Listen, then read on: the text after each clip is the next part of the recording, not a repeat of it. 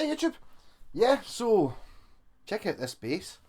This is made in Japan. Well, just not actually not made in Japan. It just says Japan on the neck plate. This has, I believe, this is a Tushin built guitar because it's got a bamboo neck, which I've seen brochures of it being the next and most stable way of making a neck, which obviously never really took off. So yeah, it's like sort of like somewhere between a jazz bass and a Mustang. I see it. I don't actually know where my I don't know what scale length it is. Actually, just pause a second. I know what it is. Yeah, I was using it to measure the Skillex track the other day. It's 15.5 meters with 4 lanes. Yeah, so it is a 30-inch scale. So yeah, like a Mustang-y type bass. Got like a totally cool. I've had these pickups of the guitar version before. This is the 4-pole bass version. This, I don't know if you can really see it. How chunky that is. I'd imagine that must be hollow, but when it's like normally the wee metal bit kind of hangs flush. This is like a built out thing. And look at this bridge. I mean, it's huge, and I'm not going to be able to get an angle for you to see what's inside. Oh, you maybe sort of can't see. So there's like a string mute thing with thumb wheels in below this like aircraft hangar. And I take it that, I don't know what this big, does that maybe engage and disengage the mute? Not got there yet.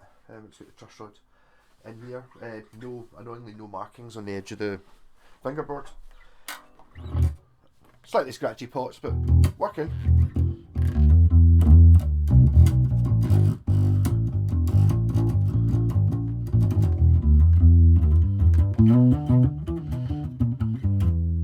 Does the tone control work?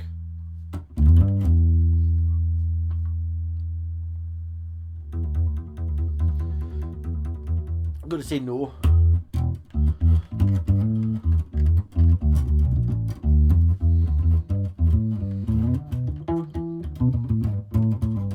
Actually sounds like the tone control might be stuck on.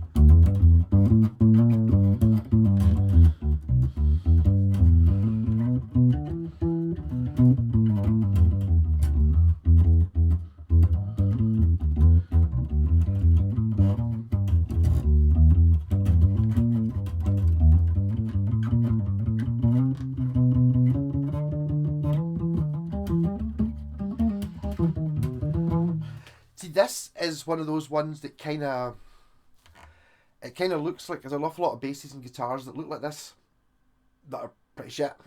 This isn't one. This is must be this is a good one. Just a higher quality. You know, it kind of looks like those wee Sakai ones and stuff. It's not. No, it's quite thin, but I mean, it's a decent quality. This is one of the good old Japanese basses, guitars. I can't live without having the dots on the edge of the fingerboard, but that'd just be a wee bit of white paint would sort that. So I suppose this is a wee bit of an appeal. Does anyone want to save this bass? Because it doesn't belong to me. It belongs to the painter lady, and it might be getting painted, and it's like one of those things that it's worth a couple £100 as it is. I think it's a very cool one to get painted mental. Be a very cool bass, but just one of those things that is it. If anyone wants to save it, give me a shout. You've got like till next Wednesday.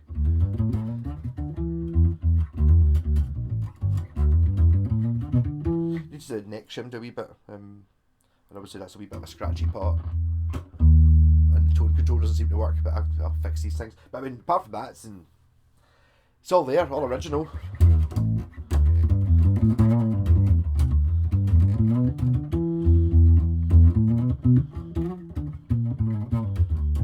It's actually quite a nice size. It's kind of, even though the body's quite thin, it's kind of like an SG. Why not really? But it's kind of like, it's almost like an SG feel, and a relatively small neck. It is really nice actually. The bamboo. I've seen pictures of it. I don't know if I've ever actually seen a guitar with it before. I've seen guitars with plywood on its side necks. It wasn't very good. It was an Avon, Rose Morris. But this is bamboo and worky.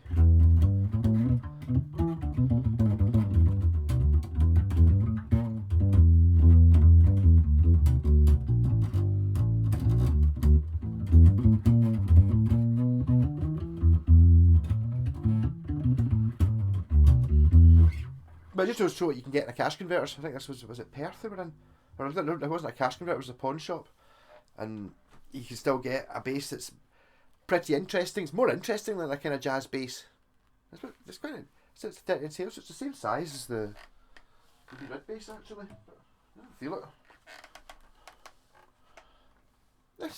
There you go. Kind of. It doesn't look wee. It isn't just what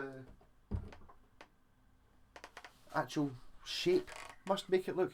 Yeah. Awesome. So just a quick video today. I can't remember doing a video. Rock on.